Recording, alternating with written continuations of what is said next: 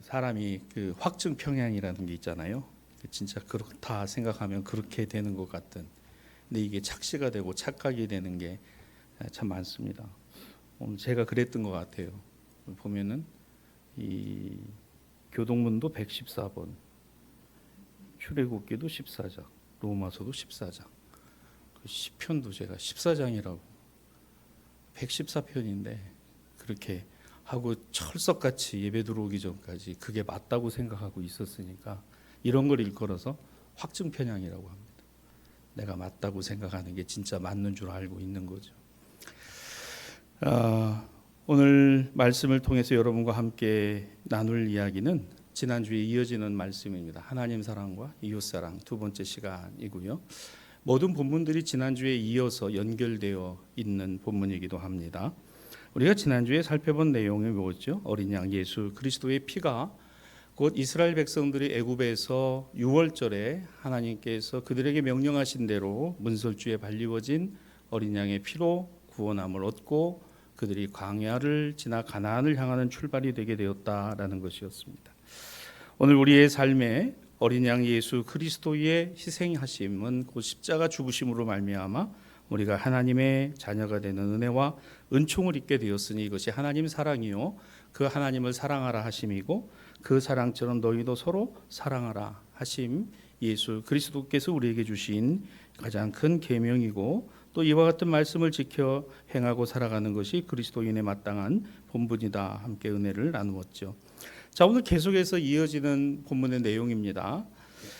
출애굽기 14장 19절에서 31절은 이제 그 홍해를 건너서 애굽에서 나와 홍해를 건너 광야로 들어가기 바로 직전에 그들의 앞에 놓여진 바로 그 홍해라는 난제, 그 문제 앞에, 그리고 다시 뒤에는 애굽의 군대가 쫓아오는 현실. 자, 이 같은 상황에 처한 이스라엘 백성들을 하나님이 건지시고 저들을 인도하여 주셨다는 하나님의 전능하심, 하나님 사랑이 본문에 기록되어 있습니다.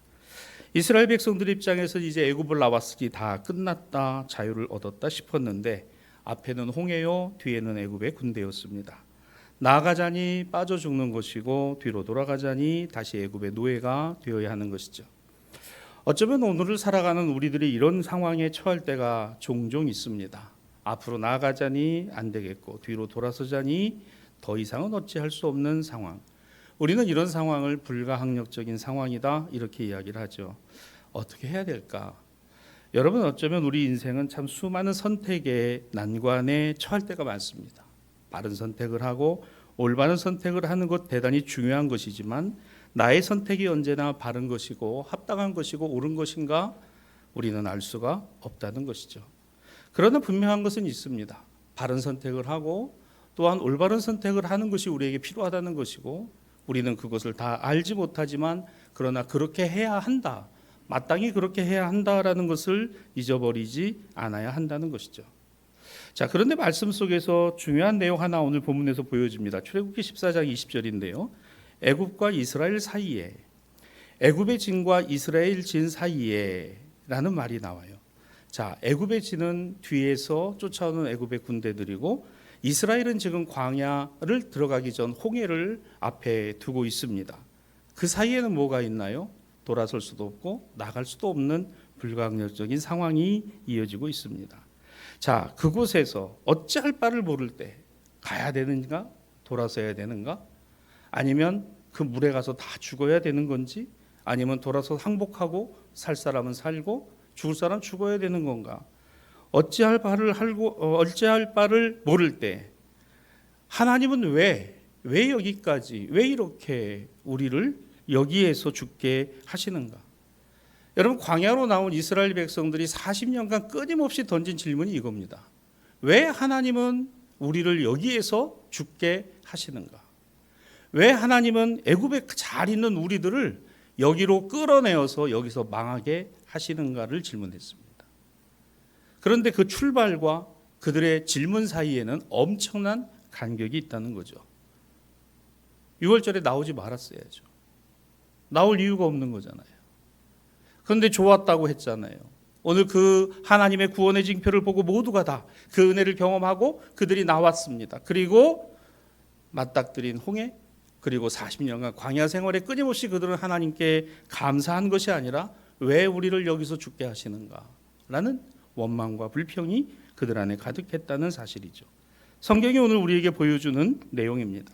그렇습니다.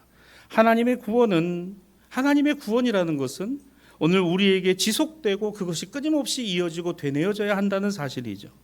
낭패를 당하고 절망에 그리고 앞으로 나아갈 수도 뒤로 돌이킬 수도 없는 상황 가운데 있을 때 우리가 기억해야 할 것은 하나님의 구원이라는 것이에요. 하나님의 도우심, 하나님의 은혜입니다.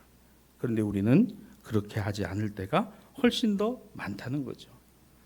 오늘 그 같은 상황에서 출애굽기 14장 20절은 21절은 여호와께서 큰 통풍이 밤새도록 불게 하사 물이 갈라져 마른 땅이 되게 하셨다라는 내용이 나와요.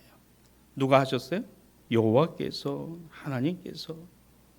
낭패와 절망, 때로는 실망과 앞으로 나아갈 수도 뒤로 돌이킬 수도 없는 불가항력적인 상황 가운데 그 상황에 처한 우리들이 바라보아야 하는 것, 하나님의 도우심이고 그 하나님이 우리와 함께 하여 주심을 다시 돌이키고 확신해야 한다는 사실입니다.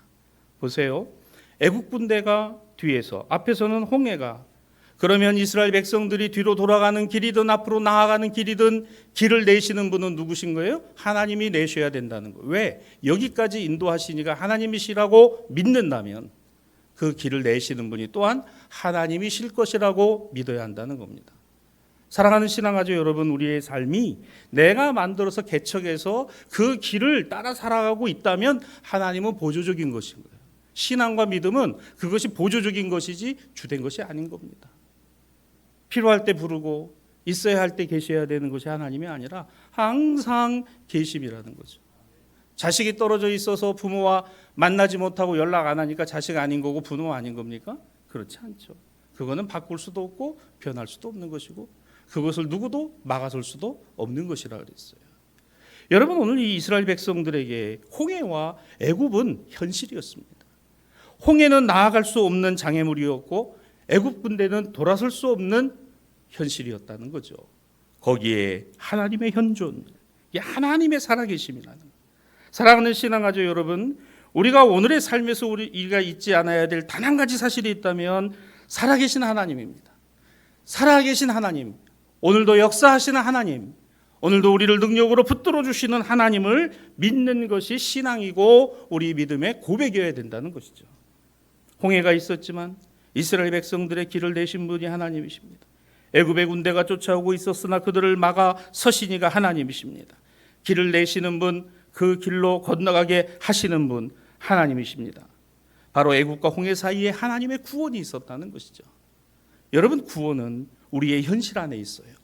내가 어려울 때, 힘들 때, 낙심이 들 때, 때로는 절망이 될 때 끊임없이 우리가 그 삶에서 하나님의 구원, 하나님의 은총, 하나님의 은혜를 바라볼 수 있게 되는 것은 그것이 허상이 아니라 그것이 실제고 그것이 하나님의 능력이라고 믿기 때문인 것이죠.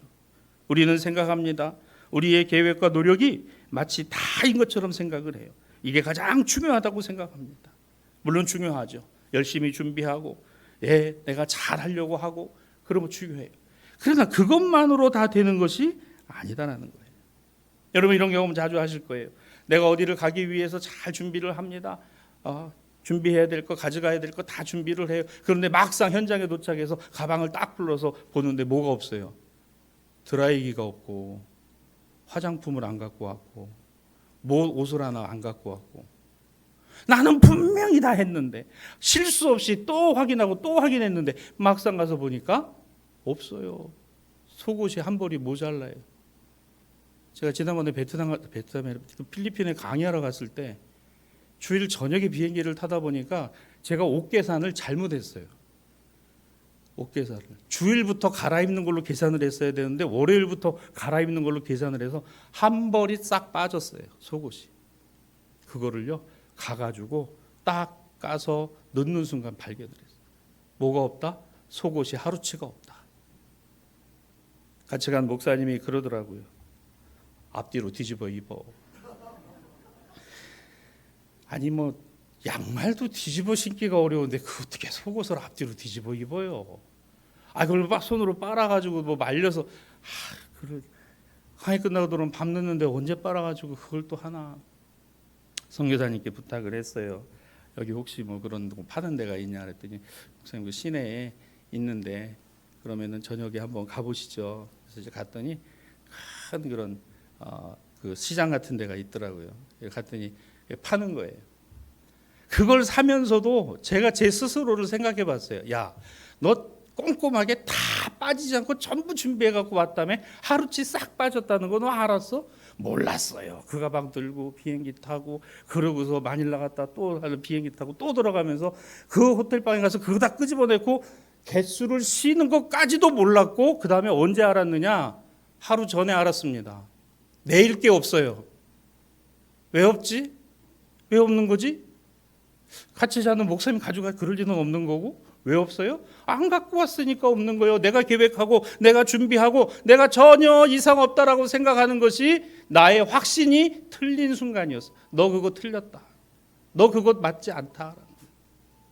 여러분 우리 인생이 이렇습니다. 그것이 분명하고 그것이 확실하고 그것은 아무 문제도 없다라고 생각하지만 그러나 까보니까 열어보니까 아니더라는 거예요. 그게 아니었다는 겁니다. 사랑하는 신앙가족 여러분, 낭패와 절망이라는 것이 우리의 현실이라면 하나님의 구원과 하나님의 붙들어 주심은 우리의 신앙과 믿음 안에 이루시는 하나님의 역사입니다. 여러분 하나님의 역사를 믿으신다는 얘기는 내 현실을 인정한다는 거예요.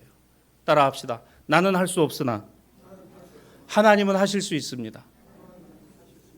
그렇죠. 우리가 이 고백을 하는 이유는 무엇이에요? 우리 주님이 우리에게 가르쳐 주십니다. 사람으로는 할 수 없으되 하나님으로서는 다 하실 수 있느니라. 여러분 우리는 할 수 없는 거더라고요. 내가 한다라고 하지만 그게 되는 것이 아니더라는 거죠. 다행히도 그것이 잘 맞아서 아무 문제가 없고 아무런 것이 없다면 그런데 우리 인생은 결코 그렇지 않더라는 겁니다. 우리는 생각합니다. 우리의 계획과 노력이 마치 다인 것처럼 완벽하다라고 하는 것처럼 그러나 더 중요한 것은 길을 내시는 분이 길을 만드시는 분이 그리고 그 길을 붙들고 가신 분이 하나님의 역사라는 것이에요. 내 인생의 길이 그러하고 내 삶이 그러하고 내 사업이 그러하고 내 학업이 그러하고 나의 삶의 모든 일거수일투족이 길을 내시는 분, 길을 만드시는 분, 그 길을 가게 하시는 분이 계시니 하나님이시다. 하나님이시다. 이것이 오늘을 살아가는 우리의 신앙과 믿음 안에 있어야 한다는 것입니다. 홍해와 애굽, 재난과 재앙, 자본과 금력, 권력과 탐욕, 여러분 세상 사이에 우리 끊임없이 갈등하고 앞으로 나아갈 수도 뒤로 돌아갈 수도 없는 그 사이에서 분명히 바라보아야 하는 것 하나님의 능력입니다. 전능하신 하나님의 역사인 것입니다. 세상의 물질과 권세가 약속하는 부요와 풍요만이 다가 아니라 오늘 우리가 하루 살아가고 호흡하고 숨쉬고 그리고 살아갈 수 있는 모든 것이 하나님의 은혜입니다. 하나님의 은혜로 되는 것입니다. 오늘 이것이 우리의 감사가 되고 기쁨이 되고 행복이 되는 이유는 살아계신 하나님 때문이지 우리 삶의 현실 때문이 아닌 거예요. 사랑하는 우리 대사의 신앙가족 여러분, 우리 다시 한번 복귀해 보십시다. 지난주에 이어서 말이죠. 6월절 어린 양의 피가 발리워졌을 때 오늘 그들은 죽음의 두려움과 공포에서 하나님이 우리를 건지시고 붙들어 주신다라는 그 믿음으로 그 밤을 보냈어요. 모두가 다 애굽에서 나와 모세를 따라 광야로 나아갔습니다. 나아가는 그들의 현실 앞에 놓여진 홍해 그리고 추격해오는 애국 군대 사이에서 그들의 마음은 동요하기 시작했어요. 우리가 하나님의 은혜를 경험하고 하나님의 은혜 안에 살아간다 하지만 세상이 우리에게 두려움을 가져오고 우리 앞에 놓여진 난관과 어려움들이 우리를 피해가지 않는다는 것이에요. 사랑하는 신앙가족 여러분, 난관과 어려움이 없게 하시고 문제가 풀려지게 하시기를 기도하는 것도 중요하지만 저는 더 중요한 기도가 있다고 생각합니다. 그 어려움과 난관 가운데 주님 나는 길을 낼 수 없사오나 주님이 길을 내실 줄 믿습니다. 나는 이것을 이길 수 없으나 주님 감당할 수 있는 힘을 허락하여 주시기를 원합니다. 주님 나는 이길 수 없으나 주님이 내게 이김을 주실 줄 믿습니다 라는 거예요. 이게 그리스도인의 신앙과 믿음이라는 거죠. 여러분 나의 신앙과 믿음이 큰 게 아니라 내게 주신 하나님의 신앙과 믿음이 큰 거예요. 내가 하는 것이 중요한 게 아니라 하나님이 내 안에 역사하시는 것이 더 중요하다는 거예요. 너 그러면 안 돼. 너 그건 아닌 거야. 끊임없이 성령께서 우리 안에 주고 계신 것이 있잖아요. 두려움 속에서, 절망 속에서 낭패와 실망을 당할 때마다 우리는 또한 좌절하고 가슴 아파하고 힘겨워하고 어려워하고 그렇습니다. 두려워하지 마라. 나는 너희의 하나님 됩니다.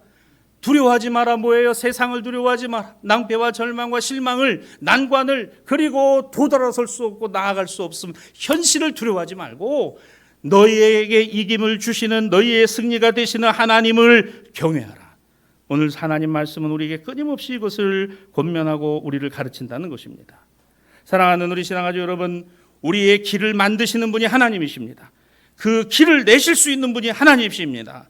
하나님은 결코 우리를 세상에 망하도록 두시는 분이 아니시라는 겁니다.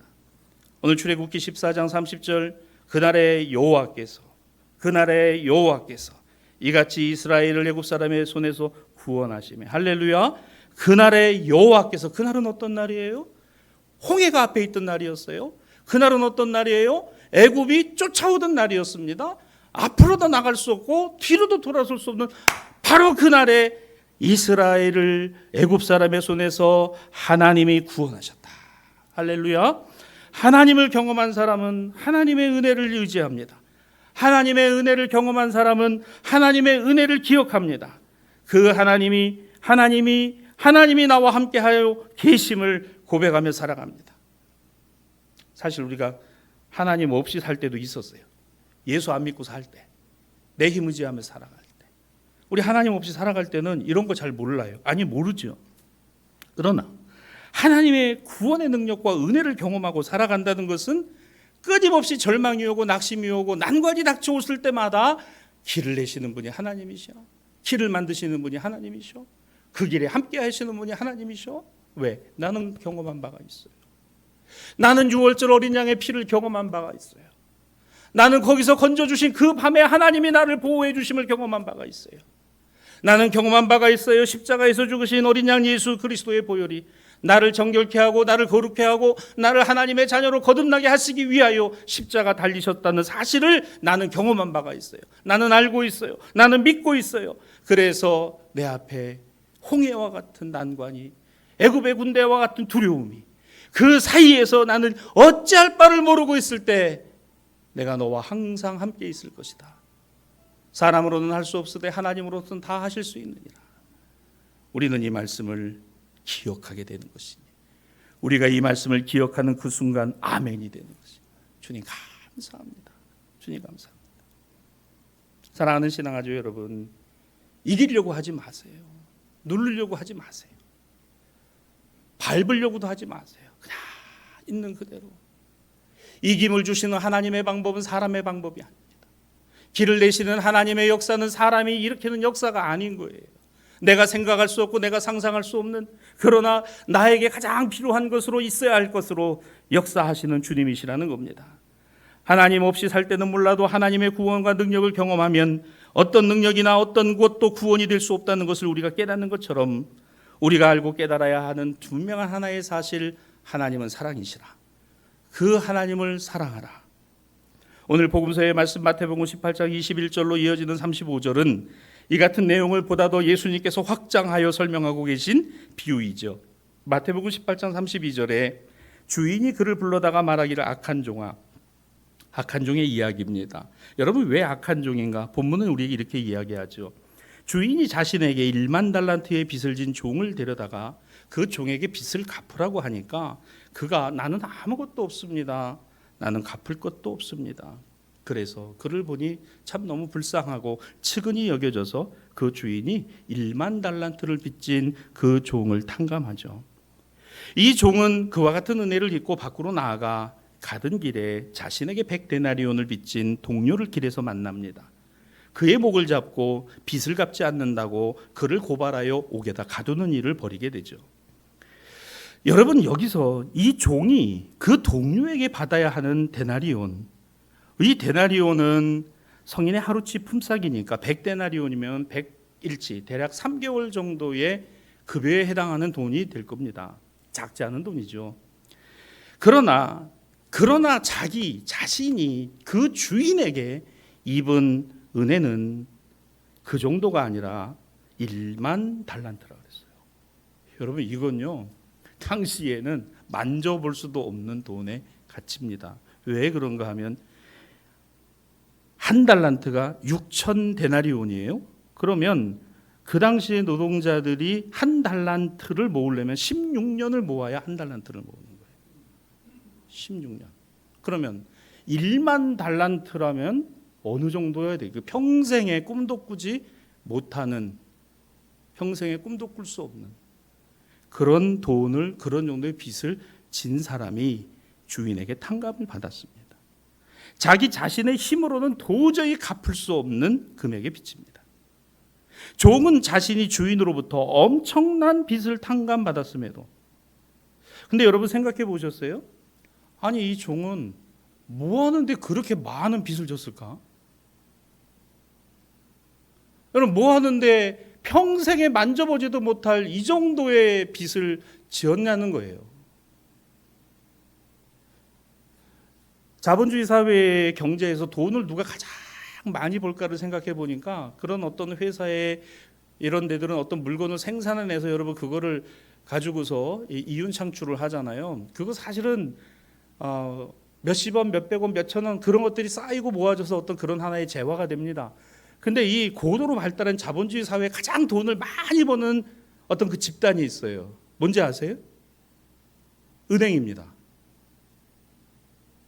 은행은 결코 망하지 않아요. 그런데 망하는 이유가 있어요. 그 엄청난 수익을 가지고 엉뚱한데 돈 빌려주고 못 받아가지고 망하는 경우는 있어도 돈을 가장 많이 갖고 있는 데가 은행입니다. 이 돈을 왜 그 은행이 돈을 가장 많이 갖고 있고 가장 부자예요? 우리들이 돈을 예금해서 부자가 아니라 돈을 빌려서 부자인 겁니다. 갑자기 어려워지셨어요? 그렇잖아요. 돈을 빌려서 왜 은행이 부자가 돼요? 빌려서 담보를 잡죠. 그 다음에 그거의 가치에 맞는 뭐를 받아요? 이자를 받아요. 이자.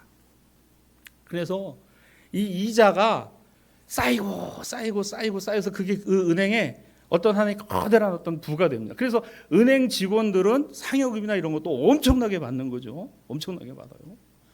그러니까 이 은행이라는 게 이 고도로 발달한 자본주의 사회에서 은행은 망하지 않아요. 그리고 또 국영은행이나 국가가 운행하는 이 은행들은 그거 망하려면 국가에서 공적 자금 투입을 해가지고 어쨌든 살립니다. 왜? 이거 은행 하나 무너지면 보통 문제가 아니기 때문에. 한 3, 4개월 전에 그 새마을금고가 유동성 위기가 생겨가지고 막 현금 인출들을 막 해가면서 새마을금고 무너질 거라고 했는데 결국은 그렇게 되진 않았죠. 여러분 이 사람이 뭐 하는데 주인한테 1만 달러, 평생에 만져보지도 못하는 돈 정도를 가져다가 무엇을 했을까?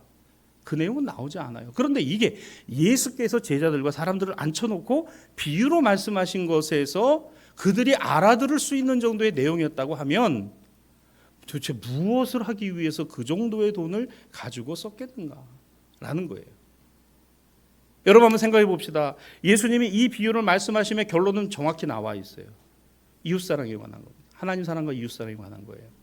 그런데 이 종이 1만 달란트를 빚져가지고 그 돈 가지고 뭘 했을까? 결코 하나님의 영광을 위해서 쓰거나 그렇게 사용하지 않았을 거라고는 자명한 얘기입니다. 그렇게 할 이유도 내용도 나오지 않으니까. 자, 그런데 주인은 아무런 조건 없이 그저 불쌍히 여겨서 아유 그래 네가 그걸 갚을 능력이 있겠어. 그에게 탕감을 해줘요. 그런데 정작 자기 자신은 3개월 정도 급여되는 그 돈을 빌려간 사람을 끌어다가 고발을 하고 고소를 해서 감옥에 갖다 가둬버리는 이 소식이 주인에게 들어갔습니다. 이게 예수님 비유예요. 이 비유의 결론을 예수께서는 이렇게 지으십니다. 마태복음 18장 35절입니다. 너희가 각각 마음으로부터 형제를 용서하지 아니하면 나의 하늘 아버지께서 너희에게 이와 같이 하시리라.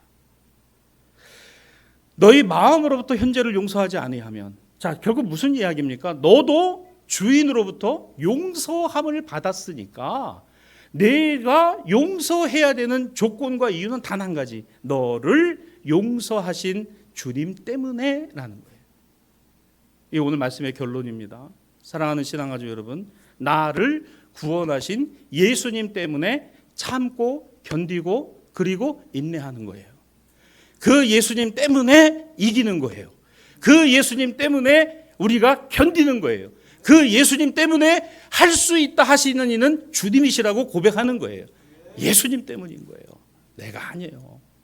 나의 기질이나 나의 성향이나 나의 이 모든 걸로는 도저히 이거는 불가능한 이야기입니다. 그러니까 마태복음 18장 21절입니다. 그때에 베드로가 예수님께 나와 이렇게 말합니다. 주님, 형제가 내게 죄를 범했다면 몇 번을 용서해 주는 것이 맞겠습니까?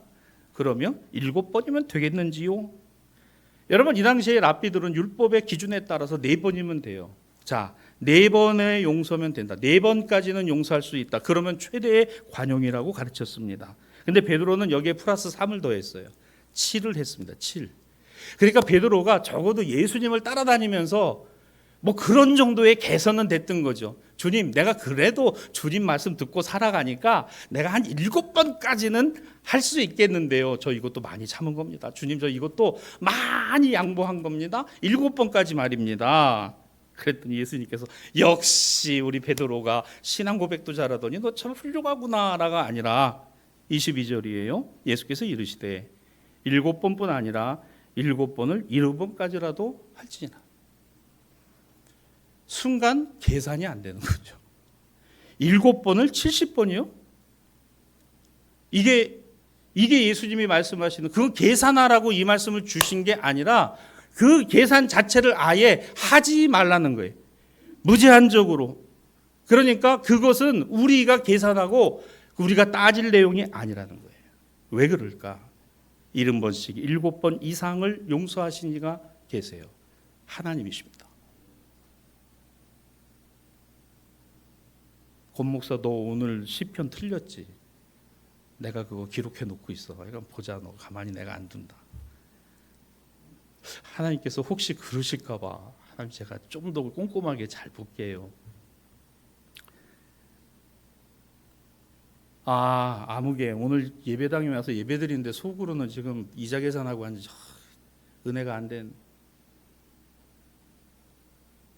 아무것도 근심하지 말고 너희 구할 것을 감사함으로 하나님의 아래라 아멘 해놓고 속으로는 내일부터 어떡하나.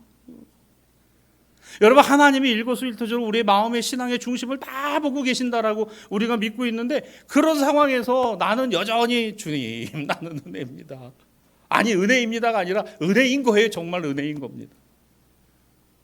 기억력도 희미하고 정확하지도 않고 틀리기도 하고 부족하기도 하고 실수하기도 하고 잘못하기도 하고, 그런데도 여전히 오늘 나에게 주고 계신 것이 있어요. 그게 하나님의 은혜, 하나님의 사랑이라. 그 사랑과 그 은혜 때문이라면. 그래서 우리는 기도할 때마다 예수님이 우리에게 가르쳐 주신 기도, 마태복음 6장 주님이 가르쳐 주신 기도는 우리가 우리에게 죄 지은 자를 사하여 준 것처럼 우리 죄를 사하여 달라고 기도하는 거예요. 우리가 우리에게 죄 지은 자를 사하여 준 것 같이, 그건 무슨 이야기입니까? 하나님이 나를 그렇게 사랑해 주시고 나를 용서해 주신 것 내가 기억한다라고 하면, 우리 자신이 죄 용서함 받는 것은 나 아닌 다른 사람을 어떻게 대하는 것과 연결되어 있어요. 때문에 오늘 복음서에 보면 우리가 악한 종의 모습, 즉 하나님의 사랑과 은혜를 받았음에도 불구하고 이웃에 대한 불용의 모습을 지니고 있지는 않은가를 살펴보라는 겁니다. 그게 하나님 사랑이냐 이웃 사랑이냐 구분할 내용이 아니라는 거예요. 하나님 사랑과 이웃 사랑 같이 있다는 거죠. 왜? 하나님 편에 나는 원래 이웃이요 다른 사람이요 다른 존재였어요. 그런 나를 하나님이 사랑하신 거죠. 자신에 대하여 관대하면서 나 아닌 다른 사람에게는 여지가 없지는 않은지, 자신의 구원에는 민감하면서 다른 사람의 구원에는 둔감하지는 않은지, 사실 나 자신에게 유익함이 없이 다른 사람을 용서할 수 없는 것이 우리에게 다른 사람이 내게 지고 있는 빚 한 데나리온도 1만 달란트처럼 여기지는 않은지. 사랑하는 우리 대사의 신앙아주 여러분, 만약 오늘 예수님의 이 비유의 순서가 바뀌었다면 다른 결과가 왔을 겁니다. 먼저 100데나리온의 빚을 탕감해 주고 오면 내 자신이 지고 있는 1만 달란트를 탕감해 줄 것이다 라고 주인이 얘기를 했다면, 주인이 조사를 해보니까 이 종이 1만 달란트 빚진 종이 알고 보니까 누군가에게 100데나리온을 빌려준 적이 있는 거예요. 야, 너 그거 받을 거 있지? 있지요. 너 그럼 가서 그거 안 받겠다라고 얘기를 하고 와. 그러면 너 나한테 빚진 거 1만 달란트 탕감해 줄게. 여러분 어떻게 하실래요? 아유, 당연히 하죠. 당연히 하죠. 근데 진짜 나쁜 사람들 어떤 생각하는지 아십니까? 하겠습니다 해놓고 가서 안 해. 그리고 그렇게 가서 서류를 가짜로 꾸밀 거야. 예? 가짜로 꾸미고 그렇게 다 갚은 걸로 서로 하자. 그렇게 이야기해요. 아파트에 물이 잘 안 내려간다 그래요. 물이 잘 안 내려가고 차 소음이 심하다 그래요. 그래서 이게 소문이 나가지고 아파트 값이 떨어졌어요. 동네 반상회를 열어요. 우리 아파트 물 잘 안 내려간다고 얘기하지 말자. 소음 많이 한다고 얘기하지 말자. 왜요? 집값 떨어질까 봐. 집값 떨어질까 봐. 그래서 그것도 모르고 아유 이게 좋은 집이 그래도 좀 싸게 나왔네. 그리고 집을 샀는데 물도 잘 안 내려가요. 그리고 너무 시끄러워. 이래서 집값이 쌌구나. 속아서 샀네. 이게 세상이요. 사랑하는 성도 여러분, 주님 앞에는 이것이 없어요. 하나님 앞에는 이것이 없습니다. 우리가 그렇게 살아가니까 하나님도 그러셨다고 생각해요. 그런 하나님이시라고 생각합니다. 하나님은 조건이 없어요. 하나님은 우리에게 조건 거신 것도 없어요. 그 어느 것도 없습니다. 아무것도 없습니다. 그런데 우리는 끊임없이 조건을 걸고 조건을 걸고 조건을 겁니다. 7번이면 되겠습니까? 7번? 7번씩 70번이라도 할 수 있니? 하나님이 베푸신 은혜와 은혜는 조건 없는 것입니다. 무조건적인 용서입니다. 사랑과 은총입니다. 오늘 그런데 우리는 한 걸음 더 나아가서 하나님이 베푸신 은혜는 조건이 없고 무조건적이고 용서하시니까 그 하나님의 사랑과 은총을 내가 받는 것은 당연하고, 그러나 조그만 사랑을 베풀고 조그만 아량을 베푸는 것도 따지고 조건을 보고 제한하고 대단히 엄청난 것을 행하는 것처럼 생색을 내려고 하는 것이 우리들의 모습이더라라는 것입니다. 그렇지 않습니까? 오늘 예수님은 이것을 무너뜨리고 계신 거예요. 베드로가 무너져야 되는 것은 이것입니다. 하나님 사랑과 이웃 사랑은 행위 이전의 인식과 생각 그리고 마음에서부터입니다. 홍해를 가르시는 하나님을 믿을 만한 믿음, 그 크신 은혜와 사랑을 입을 만한 은혜. 지금 나는 그러할까? 내 자신이 정말 주님의 은혜를 입고 사랑을 힘입을 만한 하나님의 거룩하고 복된 자녀일까? 그것이 아님에도 불구하고 여전히 나를 사랑하시고 나를 붙들어 주시는 그 은혜와 사랑, 하나님 사랑이요, 오늘 이웃을 사랑하시는 그 하나님의 은혜요, 그래서 하나님 사랑하고 이웃 사랑하심을 내 마음에 안고 살아가야 할 그리스도인과 교회라는 것이죠. 제2독서 로마서 14장 1절로 12절의 사도 바울이 오늘 로마서 14장 4절입니다. 말씀을 잘 보시기 바랍니다. 남의 하인을 비판하는 너는 누구냐? 그가 서 있는 것이나 넘어지는 것이 자기 주인에게 있음에 그가 세움을 받으리니 이는 그를 세우시는 권능이 주인에게 있음이라. 여기 주께라는 말은 주인입니다. 누가 주인이십니까? 주님이 주인이세요. 하나님이 주인이신 겁니다. 여러분, 우리를 세우시는 분이 누구입니까? 주님이십니다. 주님의 은혜가 우리를 세우시는 거예요. 저는 이 말씀이 우리의 마음과 심령에 날카롭게 비수처럼 와서 꽂힌다고 생각해요. 우리가 주님의 은혜 안에, 구원하심 안에, 사랑 안에 있다라고 하면서 과연 우리는 그와 같은 것에 합당하게 살아가고 있을까? 오늘의 교회는 다른 사람을 구원하고 복음을 전해야 한다는 것에 대해 세상은 오히려 우리들에게나 너희나 그 구원받고 너희나 똑바로 믿고 살으라라고 이야기하는 끊임없이 따가운 이야기들이 우리에게 들려오고 있다는 사실을 우리가 잊지 않아야 한다는 것입니다. 말씀을 마무리합니다. 사랑하는 대사의 신앙가족 여러분, 사랑의 길이 생각해 보셨나요? 무슨 말입니까? 사랑이라는 게 얼마나 오랫동안 지속되는 것일까요? 하나님의 사랑은 영원하다 이야기합니다. 십자가를 넘어 우리 구원의 종착점에 이어질 때까지 이어질 것이 하나님 사랑입니다. 그러면 우리가 그 하나님을 사랑하고 이웃, 즉 나 아닌 다른 사람을 사랑하는 것은 언제까지 해야 할까요? 7번씩 70번? 무한대로? 무한정으로? 에이, 그건 실현 불가능한 거지. 그건 지나친 요구야. 기준이 너무 높아. 야, 이런 거친 경쟁하는 세상과 시대에서 그게 맞는 말이야? 우리는 이렇게 고백했습니다. 사람으로는 할 수 없으되 하나님으로서는 하실 수 있느니라. 하나님의 거룩하신 같이 너희도 거룩하라. 오늘 이것을 따라야 하는 것이 이상적이라고, 실현 불가능하다고, 그거는 기준이 너무 높은 것이라고 안 해야 하는 것입니까? 분명히 기준이 높고 실현 불가능해 보이고 이상적으로 보여도 오늘 그것을 말씀하시니가 살아계신 하나님이십니다. 우리를 그렇게 사랑하고 계시기 때문인 거죠. 깨달으시기 바랍니다. 누가 누구를 비판합니까? 누가 누구를 뭐라 할 수 있습니까? 남의 하인을 비판하는 너는 누구냐? 사도 바울이 묻습니다. 우리는 누굽니까? 우리가 하나님을 의지하는 사람, 마땅히 하나님의 뜻을 따르며 살아가야 할 하나님의 거룩한 백성인 것은 실현 불가능하고 기준이 높아 이상적인 것을 우리가 그저 그렇구나라고 여기라는 것이 아니라 십자가의 현실을 초월하시는 부활의 영광, 오늘 이것을 우리에게 친히 보여주시니가 하나님의 아들 예수 그리스도시라는 겁니다. 너는 누구냐? 하나님을 사랑하고 이웃을 사랑하라는 말씀을 들은 사람입니다. 그러면 너는 어떻게 해야 하겠느냐? 가서 너도 이와 같이 행하라. 오늘 주님의 말씀입니다. 하나님 사랑과 이웃 사랑, 십자가와 부활 사이에 꾸준히 여전히 우리는 이 신앙과 믿음을 붙들고 우리는 살아가는 하나님의 자녀들, 고민하며 힘겨워하며 어려워하며 절망하며 낙심하고 때로는 이거는 아니다라고 생각함에도 불구하고 여전히 우리의 두 손에서 십자가와 부활을 놓지 않고 살아가는 하나님의 거룩한 백성임을 감사하며 기뻐하며 오늘 그 은혜의 영광들이 우리 안에 날마다 매 순간순간마다 주님 앞에 서는 그날까지 영원토록 이어지는 우리 교회, 우리 신앙가족들, 저와 여러분 되기를 주님의 이름으로 축원합니다.